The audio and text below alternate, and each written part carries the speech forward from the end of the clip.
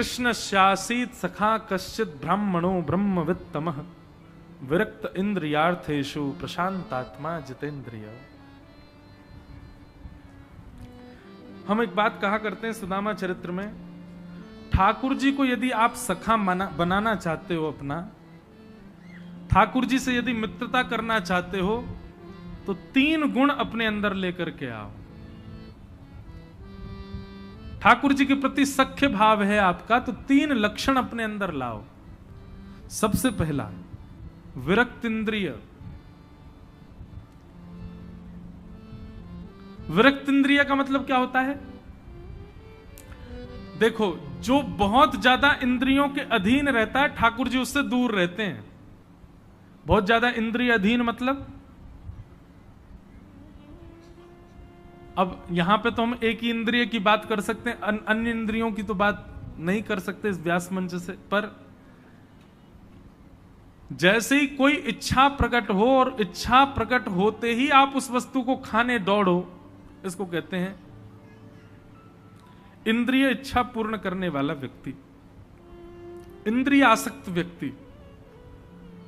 लेकिन इंद्रिय की कोई इच्छा प्रकट हो और उस इच्छा को आप यदि दमन करते हो, उसको यदि आप रोक देते हो, उसको दबा देते हो, अपनी इच्छाओं पर आप वश करना जानते हो, तो ठाकुर जी से आप ठाकुर जी के सखा बन सकते हो। सबसे पहला गुण विरक्त इंद्रिय। इंद्रियों से विरक्त होना पड़ेगा। मैं फिर कहूंगा, उपस्थित यदि हो जाए आपके सामने वस्तु तो स्वीकार कर लो, लेकिन वस्तु उपस्थित नहीं है और अनुपस्थित व्यक्ति का, अनुपस्थित वस्तु का प्रयोजन करना, यह इंद्रिय आसक्त व्यक्ति का लक्षण है। कोई आपके सामने डोसा बना करके ले आए, पालो, लेकिन आपके पास डोसा नहीं है और आप योजना बना रहे हो, क्या करें, जीभ में पानी आ रहा है, कैसे भी खाना है, लड़ रहे हो, भैया खिला लाओ, पतिदेव से लड़ रहे हैं, खिला लाओ, पत्नी से कह रहे हैं बना दो, उसके लिए पूरी योजना कर रहे हैं। देखो, कभी कभी की बात चल जाती है, ठीक है, हम कोई मना नहीं कर रहे, हम खुद भी आप लोगों की तरह चटोरे ही हैं, पर वो ना मिले तो व्याकुल हो जाना, ऐसा नहीं होना चाहिए। वस्तु के न मिलने पर विचलित हो जाना, ऐसा नहीं होना चाहिए। पिताजी से कह दिया मुझे फोन दिलवाओ, वही वाला दिलवाओ, महंगा वाला। अब बेचारे पिताजी ने मैं मेहनत करके थोड़ा बहुत किया, नहीं दिलवा पाए तो दुखी हो गए, रूठ गए। ऐसा नहीं, मिल जाए तो अच्छा, न मिले तो उसका प्रयोजन नहीं करना दोबारा और उससे दुखी नहीं होना। यह विरक्त इंद्रिय व्यक्ति का लक्षण है। और धीरे धीरे इसमें और श्रेष्ठ बनिए। और श्रेष्ठ का मतलब क्या है? इंद्रिय की फिर कोई इच्छा ही नहीं है, जो मिल जाए उसी में सीताराम, उसी में आनंदित है, उसी में प्रसन्न है। जैसे राखो तैसे रहूं, जानत हूं सुख दुख, जानत हो सुख दुख सब जन के, मुख से कछु ना कहूं। सूरदास जी का पद है। सूरदास जी ठाकुर जी से कहते हैं आप जैसे रखोगे मैं रहूंगा। आप सब जानते हो मेरे लिए क्या उचित है, मैं क्यों बताऊं आपको कि मुझे ये दो। इसलिए ठाकुर जी का सखा यदि बनना है तो सबसे पहले विरक्त इंद्रिय बनो। इंद्रियों से थोड़ा सा विरक्त रहना प्रारंभ करो। ज्यादा इंद्रिय इच्छा पूरी करने वाला व्यक्ति ठाकुर जी से दूर ही रहेगा, ठाकुर जी उससे दूर रहेंगे। अच्छा, लोग तो इतने खतरनाक हो गए कि खुद की जीव में आ रहा है इच्छा कुछ खाने की और ठाकुर जी के भोग के बहाने उस वस्तु को मंगा के भोग लगा देते। हमारी इच्छा हो रही, पालो इसको।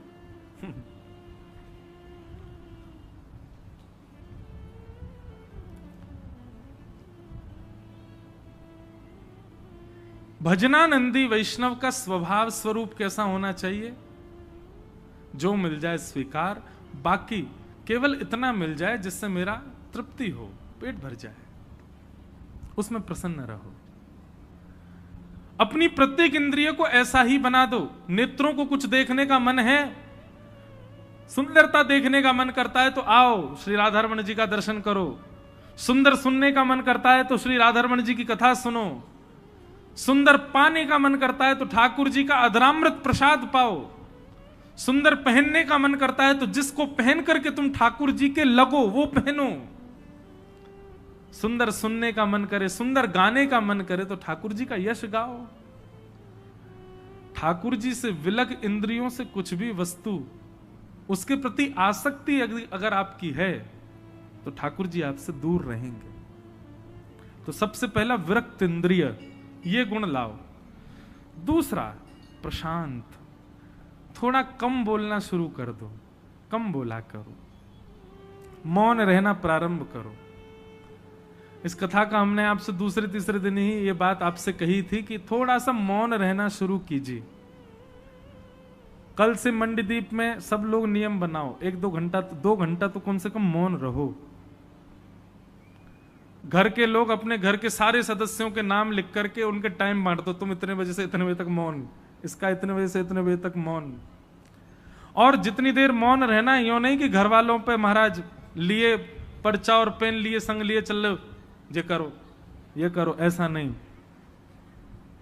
मौन का मतलब है मनन करना है, उतनी देर ठाकुर जी का स्मरण करना है, कुछ नहीं बोलना है। ऐसे नियम बनाओ। तो दूसरा गुण ठाकुर जी की प्राप्ति के लिए क्या है? प्रशांत, शांत नहीं प्रशांत, अत्यंत शांत रहना प्रारंभ करो। केवल तब बोलो जब जरूरत हो, और वही बोलो जिस भाव में ठाकुर जी से संबंधी कोई भाव प्रकट होता हो।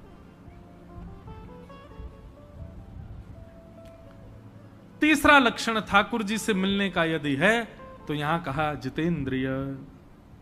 जितेंद्रिय का भाव मैं ऐसा लगाता हूं कि अपनी इंद्रियों को केवल भगवत संबंधी वस्तुएं देना, उसके अलावा कुछ ना देना।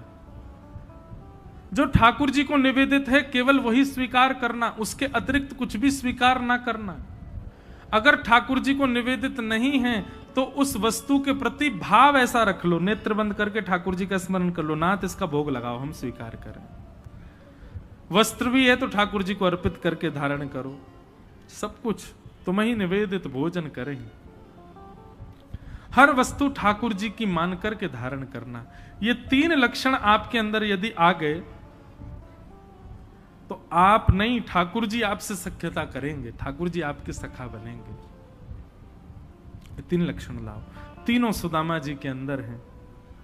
सुदामा जी महाराज परम वीतराग। बंधुओं एक बात कहें, सुदामा जी के पास पहनने को कपड़ा नहीं है, सुदामा जी के घर में भोजन नहीं है, सुदामा जी के घर में ऊपर छत भी नहीं है, सुदामा जी के घर की स्थिति बड़ी दयनीय है, सब बात समझ आती है, पर सुदामा जी दरिद्र हैं, ये बात बिल्कुल गलत है। सुदामा जी गरीब हैं, सुदामा जी निर्धन हैं, पर दरिद्र नहीं है। दरिद्र का मतलब क्या होता है? असंतोषी व्यक्ति को दरिद्र कहा जाता है। जो संतुष्ट नहीं रहता, जो संतोष नहीं करता, उसको दरिद्र कहा जाता है। सुदामा जी जैसा संतोषी तो संसार में कोई हो ही नहीं सकता। एक बात कहूं बंधुओं, संतोष का गुण यदि जीवन में आ जाए ना तो समझ जाना आप ठाकुर जी के थोड़े और समीप आ गए आप। और सदा असंतुष्टि बनी रहती है। देखिए, असंतुष्टि होनी चाहिए, पर किस जगह होनी चाहिए? भगवत भजन में असंतुष्टि होनी चाहिए, भगवत कथा में असंतुष्टि होनी चाहिए। लोग मुझसे कहते हैं महाराज जी हम नाम जप करते हैं, सेवा करते हैं, कथा सुनते, पर मन में संतोष नहीं होता। बहुत अच्छी बात है, संतोष होना भी नहीं चाहिए। संसार के प्रति, समाज के प्रति, व्यवहार के प्रति संतोष होना चाहिए, ठाकुर जी के प्रति कभी नहीं। साथ ठाकुर जी के प्रति तो सदैव असंतुष्टि रहो। अभी तो मैंने कुछ किया ही नहीं, अभी तो मैंने कुछ कहा ही नहीं, अभी तो मैंने कुछ सुनाया ही नहीं, मैं तो कुछ कर ही नहीं पाया ठाकुर जी के लिए। संसार के प्रति संतुष्ट रहना प्रारंभ करो और भगवत भाव के प्रति असंतुष्ट रहना प्रारंभ करो। श्री सुदामा जी महाराज की स्थिति ऐसी है, वे संतोष करते हैं। उन्होंने कभी अपनी पत्नी को नहीं बताया कि द्वारिकाधीश उनके मित्र हैं। एक दिन द्वारिकाधीश ही ब्राह्मण का रूप धारण करके आए और द्वार पर आकर के भिक्षा मांगने लगे। सुदामा जी की पत्नी सुशीला ने आकर के कहा, महाराज क्षमा करें, मेरे घर से आपको दान नहीं मिल पाएगा। भगवान ने कहा, क्यों नहीं मिलेगा?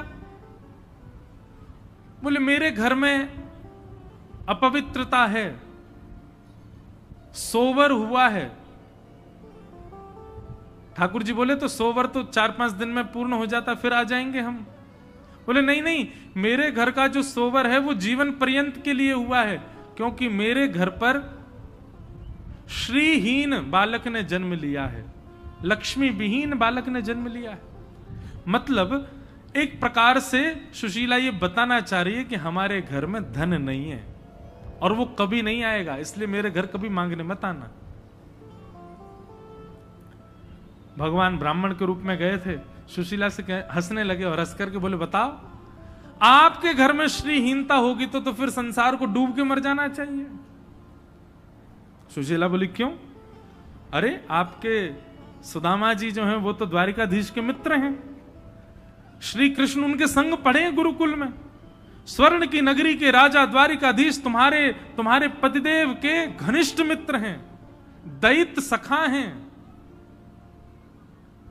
कृष्ण का सखा ऐसा रहे, ये तो बड़ी निंदा की बात है श्री कृष्ण के लिए। सुशीला बोली नहीं नहीं, मेरे पति ने तो ऐसा कभी मुझे बताया नहीं, और ये कैसे हो सकता है? श्री कृष्ण के मित्र होते तो कृष्ण भी तो कभी आते मिलने के लिए। बोले कृष्ण आएंगे, पर कृष्ण को राह तो पता चले, राह बताने के लिए तुमको अपने पति को भेजना पड़ेगा, और तुम जाके अपने पति से पहले पूछो तो सही कृष्ण उनके मित्र हैं कि नहीं।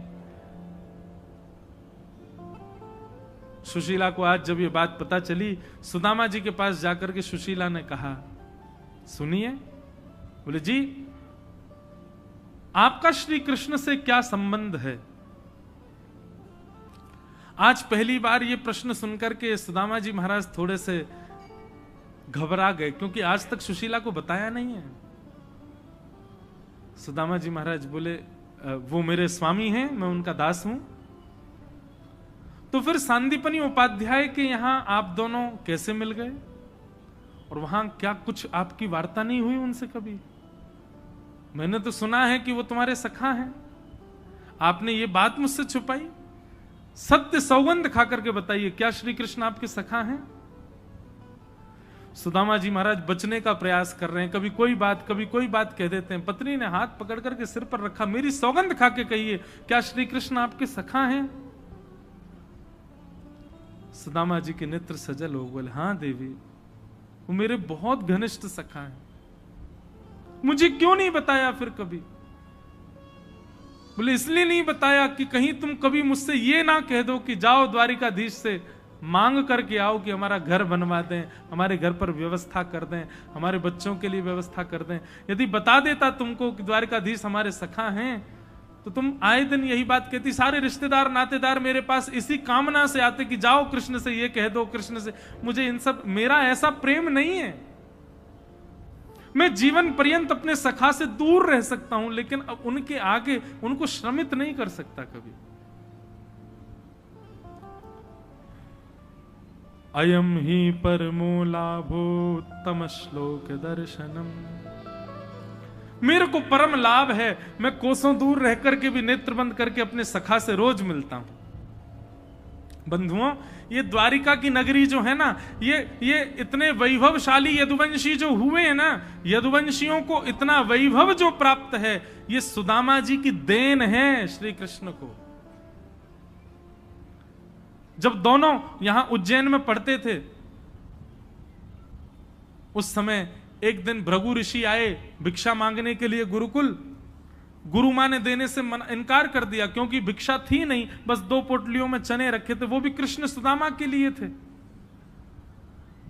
भृगु ऋषि ने मन में विचार किया, इतना बड़ा सांदीपनी उपाध्याय का गुरुकुल और यहां पर देने के लिए भिक्षा नहीं है। नेत्र बंद करके मंत्र शक्ति से देखा तो 2 पोटलियां दिखाई दे गईं। अच्छा, किसी के लोभ के वश आकर के गुरु मां ने मुझको देने से मना कर दिया। जाओ, मैं श्राप देता हूं। दूर जाकर के श्राप दिया ताकि उनको पता ना चले। मैं श्राप देता हूं, जिसके लिए भी गुरु मां ने वो दोनों पोटलियां रखी हैं, वो उसको खाएगा और वो जीवन पर्यंत के लिए श्रीहीन हो जाएगा, लक्ष्मीहीन हो जाएगा। भृगु ऋषि जब ये श्राप दे रहे थे, तब वहीं एक झाड़ के पीछे सुदामा जी तुलसी पत्र तोड़ रहे थे। और सुदामा जी ने जैसे ही भृगु ऋषि की इस बात को सुना, सुदामा जी दौड़ करके गए, मैं देखूं तो सही वो चने की पोटली किसके लिए है। तभी देखा सामने से श्याम सुंदर अपने धोती के बगल में उन 2 पोटलियों को दबाते हुए चलते हुए आ रहे थे। चलो सुदामा, देखो गुरु माँ ने 2 चने की पोटलियां दी हैं, मैं और तुम दोनों वन में जाएंगे, वन में जाकर के बढ़िया लकड़ी तोड़ के लाएंगे, बढ़िया पुष्प तोड़ के कल हवन होगा, गुरुदेव यज्ञ करेंगे। सुदामा जी बोले लाला एक काम कर, पहले चने की पोटली मुझे दे।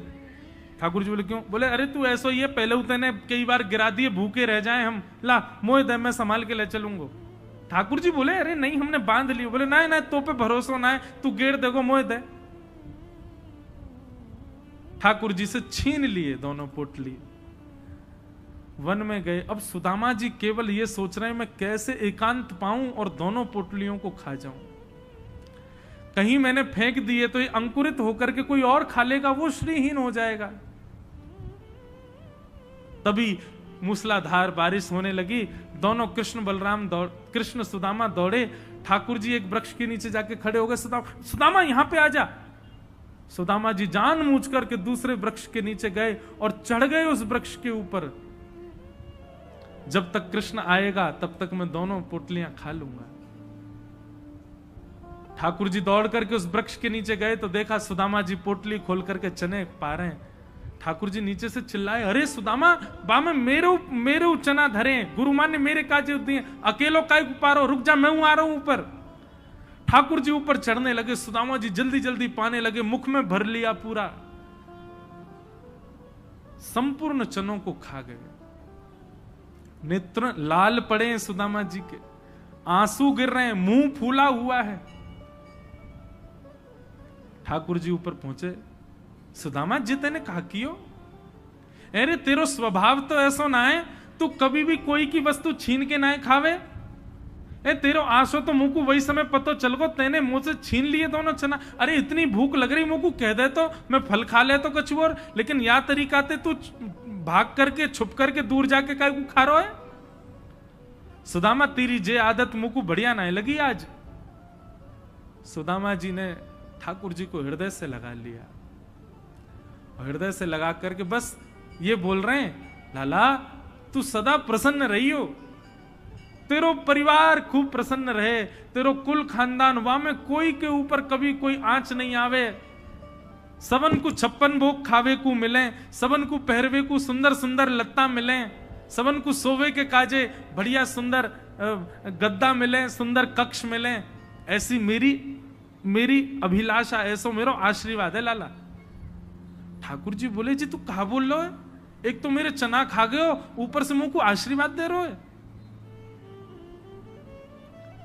सुदामा जी बोले लाला बस मैं तो को दुखी ना देख सकूं, आज एक बार मैंने तो को कष्ट दियो है, अब तो को वचन दे रहा हूं जीवन में कभी तू कष्ट में नहीं आवेगो। आज के लिए मुझको क्षमा कर दे, मैं तेरे बट के चना खा गयो, पर आज के बाद तू कभी कष्ट में नहीं आवेगो, ये मेरी जिम्मेवारी है। सुदामा जी ने अपने सखा श्री कृष्ण को अपने बट की लक्ष्मी प्रदान करी है। पूरे यदुवंशी जो ये सोने की नगरी में रहते हैं, ये सुदामा जी की देन है श्री कृष्ण को और यदुवंशियों को। भगवान के कुल खानदान के यदुवंशी 56 भोग पाते हैं और थाली में झूठा छोड़ देते हैं, परम आनंद में रहते हैं, खूब आनंद करते हैं। ये सब देन है सुदामा जी की, क्योंकि अपने बट की श्री भी सुदामा जी ने ठाकुर जी को दे दी। ठाकुर जी को तो क्या देंगे, ठाकुर जी की तो वो है, पर हां यदुवंशियों को जो प्राप्त है ये सुख, क्योंकि सुदामा जी का आशीर्वाद है ना, तेरे कुल खानदान में कोई दुखी ना होवे, सब प्रसन्न हो जाएं। ये सुदामा जी ने दिया है ठाकुर जी के वंश को। और ठाकुर जी को वही भार लगता है अपने ऊपर, इसीलिए ठाकुर जी एक ब्राह्मण का रूप बना करके गए और जाकर के सुशीला को बता करके आए कि तुम्हारे पति नहीं बताएंगे, इनके सखा द्वारिकाधीश ही हैं, ताकि सुदामा आए और उसकी बट की जो लक्ष्मी है मैं उसे वापस कर सकूं। आज पत्नी ने सौगंध खिला दी, बोले आप अभी इसी वक्त द्वारिका जाएंगे अपने मित्र से मिलने के लिए।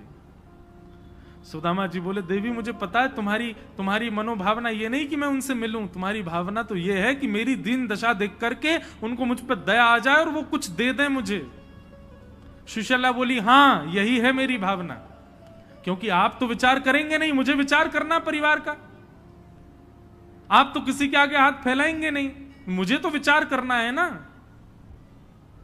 भले ही इसी कारण सही, जाइए द्वारिकाधीश के पास। सुदामा जी बोले मैं एक शब्द नहीं बोलूंगा, मैं कुछ नहीं बोलूंगा, तूने सौगंध दी है इसलिए मिलके आऊंगा, लेकिन मैं कुछ कह करके नहीं आऊंगा। सुशीला 4 घरों से अलग अलग मुट्ठी चावल लेकर के, बंधुओं देखो आपत्तिकालीन गृहिणी परीक्षा, जितनी भी यहां पर विवाहिता माताएं बैठी हैं सब हाथ जोड़ के सुनिएगा बात।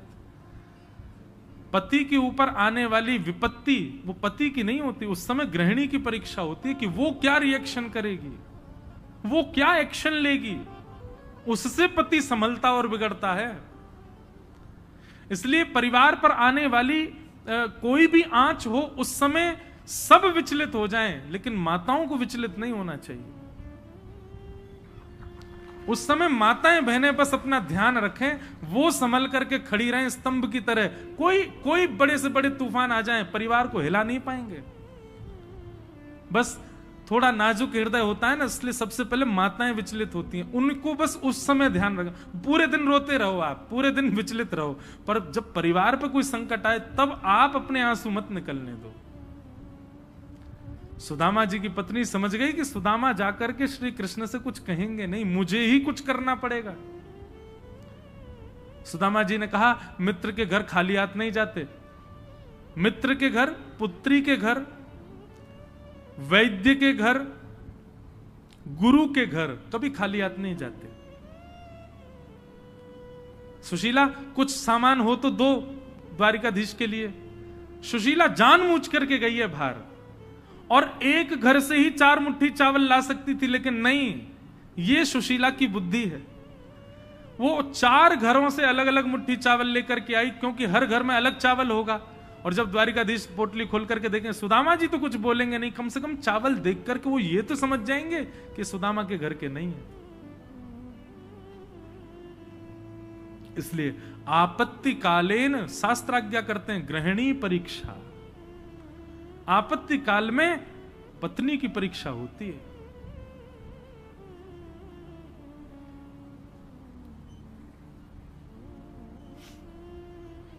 सुदामा जी को पोटली दे दी, सुदामा जी लेकर के निकल पड़े। भटक गए थे, कहीं और सो गए थे, रात रात में ठाकुर जी ने कृपा करके उनको द्वारिका पहुंचाया। द्वारिका पहुंचे, द्वारपालों से जाकर के अकिंचन निष्किंचन कहने लगे, मैं कोई काम ते ना आया हूं, मैं तो द्वारिकाधीश को सखा हूं, बस द्वारिकाधीश से जाके इतना निवेदन कर दिया, तुम्हारो बचपन को सखा सुदामा आयो है, यदि वो मिल पाएंगे तो मिल लूंगा, व्यस्त होंगे तो कोई खिड़की से देख के चलो जाऊंगा। और मेरी तन की स्थिति देख के, मेरी धोती देख के, मेरे बाल देख करके, मेरे तन को देख करके यो मत सोचियो मैं कोई गरीब हूं, कछु मांग में आया हूं, वो कछु ना चाहिए भैया, एक खिड़की खोल दो, वहीं ते द्वारिकाधीश को दिखाए तो चलो जाऊंगा मैं। हमारे पूज्य पिताजी महाराज कहते हैं व्यक्ति को अभिमान कभी करना नहीं चाहिए, पर अपना स्वाभिमान कभी नहीं छोड़ना चाहिए, उसको स्वाभिमान तो रखना चाहिए। सुदामा जी स्वाभिमान में है, मांगवे ना आया हूं मैं कछु, मेरी स्थिति देख के मैं सोची हूं कछु मांगवे आया हूं।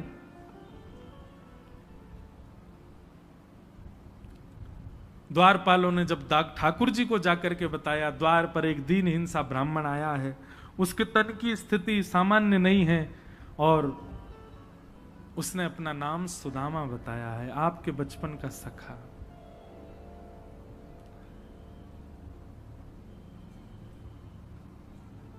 बंधु ठाकुर जी कितने कृपालु हैं। भगवान भोजन अरोग रहे, और जैसे ही कवल उठाकर के मुख की ओर ले जा रहे थे तभी कहा सुदामा आए हैं, वहीं रुक गए ठाकुर जी। मानो दोबारा पूछा कौन आए हैं, सुदामा जी आए हैं। कहां हैं? बोले बाहर द्वार पर खड़े हैं। तुम उनको भीतर क्यों नहीं लाए? बोले हमको लगा आप प्रसाद पा रहे हैं। इतना तो सुना ही नहीं ठाकुर जी ने, बीच प्रसाद से ही ठाकुर जी कूद पड़े और दौड़े हैं द्वार की ओर, और सबसे कहते जा रहे हैं मेरा सखा सुदामा आया है, मेरे मित्र सुदामा आए हैं, मेरे बचपन के सखा सुदामा आए हैं। दौड़ते हुए जा रहे हैं मुख्य देली की ओर, मुख्य द्वार की ओर। मुख्य द्वार पर जाकर के श्री सुदामा जी को अपने हृदय से लगा लिया, और ठाकुर जी ने इतना कस के पकड़ा सुदामा जी को कि यदि नैका देर ठाकुर जी और नहीं छोड़ देना सुदामा जी को, तो ठाकुर जी और सुदामा जी एक ही हो जाते।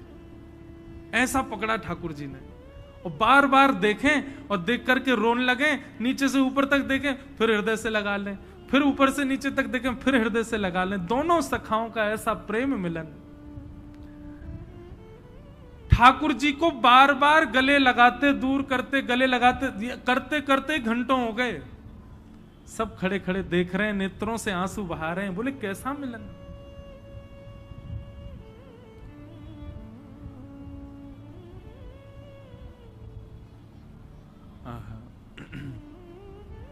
जो दीनों के दिल में जगह तुम ना पाते, तो किस दिल में होती हिफाजत तुम्हारी। कृपा की ना होती जो आदत तुम्हारी, तो सुनी ही रहती अदालत तुम्हारी। हे ठाकुर जी, आप बंधुओं एक बात मुझे बताइएगा। मैं व्यासपीठ पर बैठा हूं, मुझसे लेकर के सबसे पीछे खड़े आदमी तक एक भी व्यक्ति इस पंडाल में ऐसा कह सकता है कि उसने कभी ठाकुर जी की कृपा का अनुभव नहीं किया? कोई नहीं कह सकता। और यदि कोई कह रहा है तो कृपा तो हुई है, उसने पहचाना नहीं है। अरबों खरबों लोगों की दुनिया, और उसमें भी जलाशय के जीव अलग, जंगल के जीव अलग, आकाश के जीव अलग, फिर भी उनको हम सबका ध्यान है, फिर भी हम सबके ऊपर कृपा करते हैं। कैसे दयालु ठाकुर जी।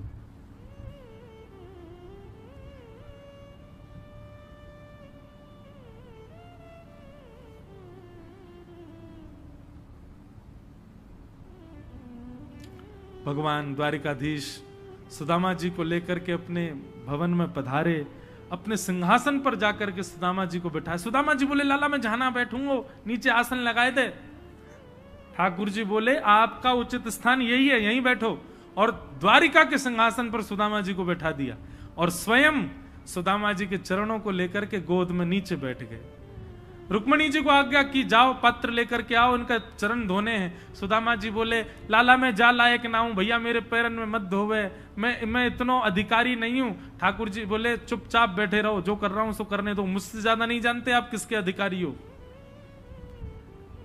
और परात में सुदामा जी के चरण रख करके, देख सुदामा की दीन दशा, करुणा करके करुणा निधि रोए, पानी परात को हाथ छुयो नहीं, नैनन के जल सो पग धोए। जब बंधुओं किसी वैष्णव के जीवन में कोई कष्ट आता है ना, ठाकुर जी भी उतने ही दुखी होते हैं जितना वो वैष्णव कष्ट में। सुदामा जी के पैरों के छाले देख करके ठाकुर जी रोने लगे, और नेत्रों के आंसुओं से ही सुदामा जी के चरण धोती है।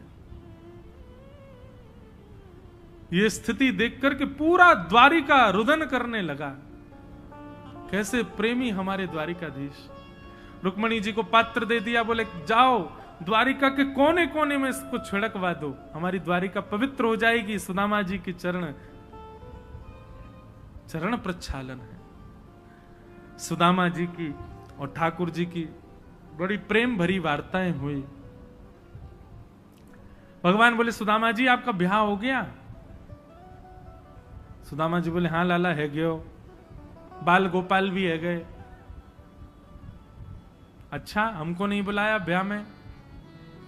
वो लाला